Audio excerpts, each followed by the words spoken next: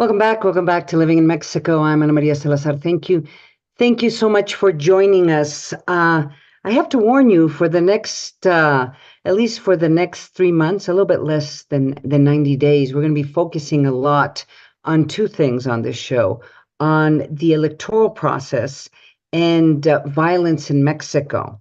Now, with that said, we're going to talk about violence in Mexico, but it has to do with a case that took place literally almost 10 years ago, 10 years in September.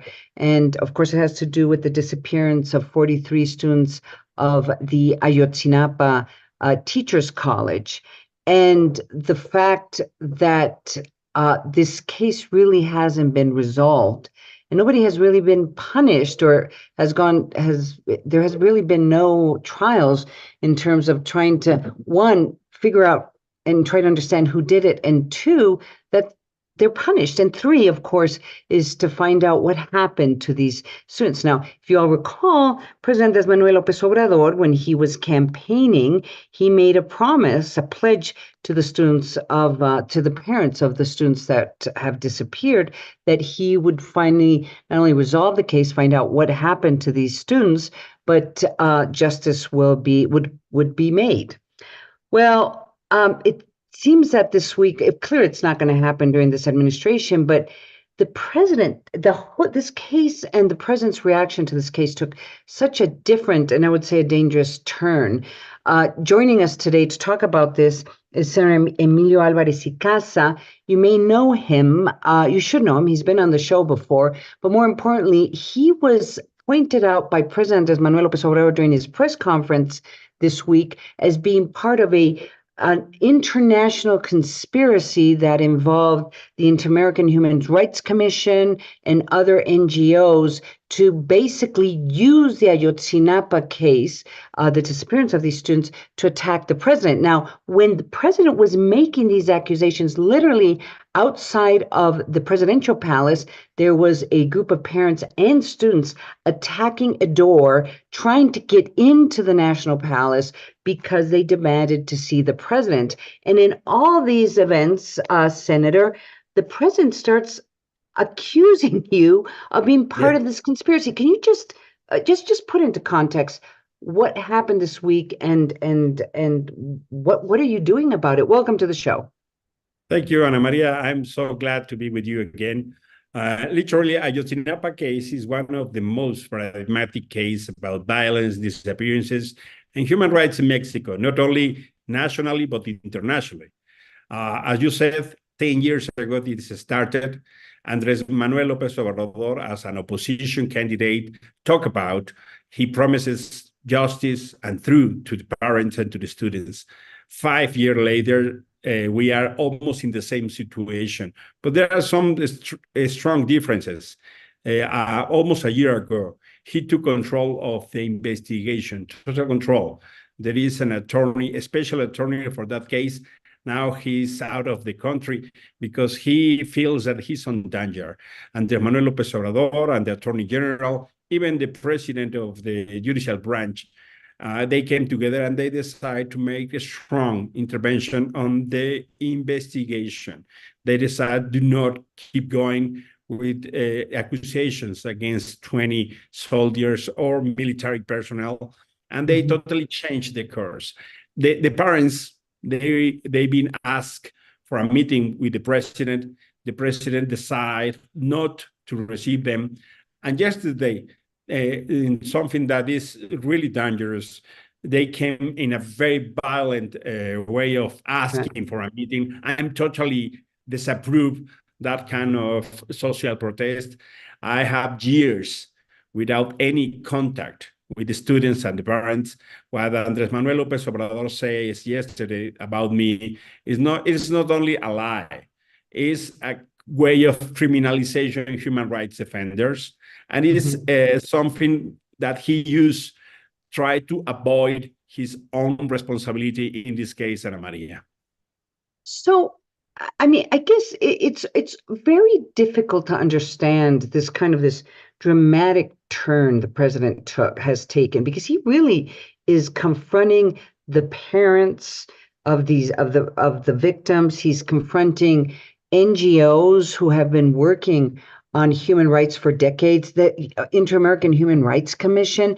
So it's hard to understand why, who is he defending? I mean, do you think it has to do with these 20 military personnel that may have been involved, that were supposed to be that there have been accused, but the trial really hasn't moved forward? I mean, why is he doing this?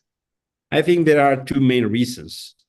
The first one is that he's in a very close relationship with certain sector of the most high levels of the army.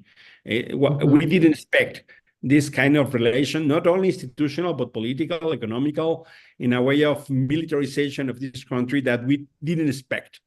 And the second one, I think Andres Manuel is attacking all the list of human rights defenders that you mentioned, because we all know the case and we can appoint him as some of the parents says he's a betrayer. He do not find the truth. He is lying to the victims. And I think if he's attacking us, it's a way to prevent some critics and public about what is going on in this case.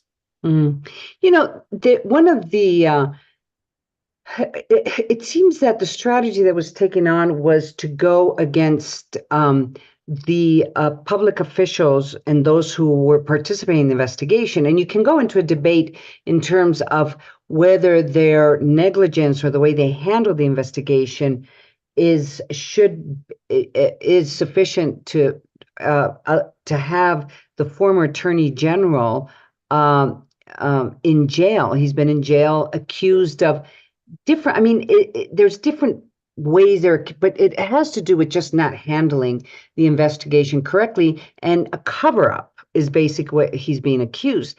And those who may have been involved, or there was clear indications that were involved, were released, and they were supposed to be providing information, at least so that the parents could find out where their relatives were. I mean, I just, at this point, how do you move forward with this case?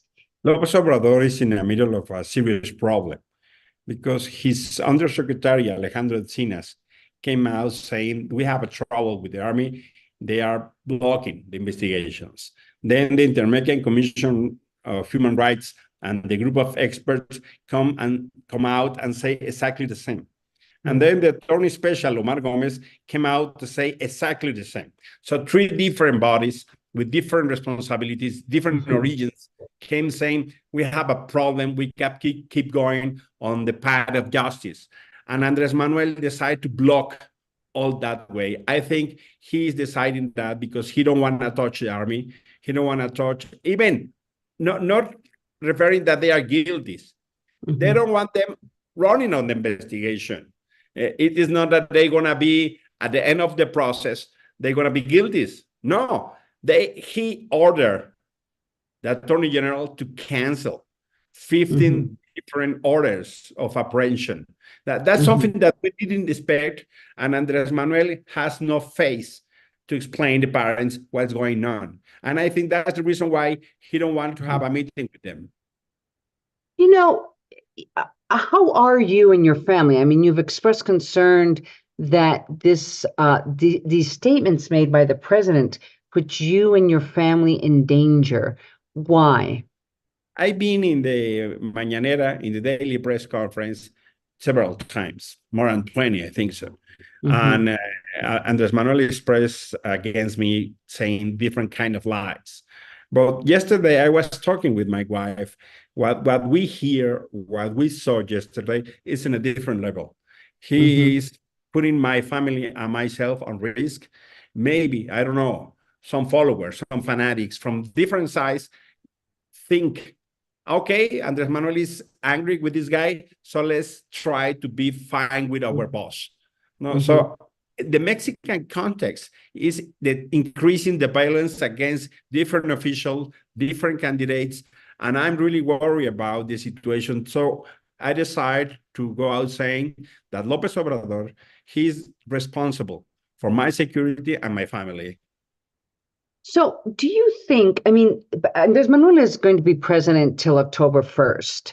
And I'm Yes, sure this case is going to go on, even though it's going to be this September, it's absolutely. going to be 10 years since this terrible, terrible uh, crime took place, where 43 students of this college disappeared. And do you have a sense whether the international community is going to follow up on this? I'm totally sure that the parents and different human rights activists, actors, NGOs Hmm. follow this case because the reason why is because those parents love their children. When Hmm. I've been working with victims a lot of years, Ana Maria, and what I saw that what moves this kind of human rights movement, not only Mexico, all over the Hmm. world, it's that people, victims, do Hmm. not accept losing the families, losing the truth without saying anything, without fighting for Right. truth or justice. So, of course, the international justice is what Andres Manuel will confront in the near future. He's I'm sure. probably, he has to be concerned about. And, that's a very good point you make. They've never really been declared dead. I mean, Yeah. the president said, he said, I mean, it was a couple of years ago, he said they expected them to be dead, but they've never really been found. At No, least maybe not one or really. two bodies have been, I mean, remains were at least potentially identified with DNA that were linked to these, at least I think two or three young men, but there's just really no sense as to what happened to them. So, um, well, I really appreciate you joining us Thank you, Ana Maria. I'm so here glad to on see you Living in again. Mexico. And we send un fuerte abrazo and our regards and admiration for the work that you're doing. Thank you very much. Take care. That was Senator Emilio Alvarez Icaza. We're going to go to commercial break. I'm Ana Maria Salazar, and you're listening and watching Living in Mexico. Don't go away. I'll be right back.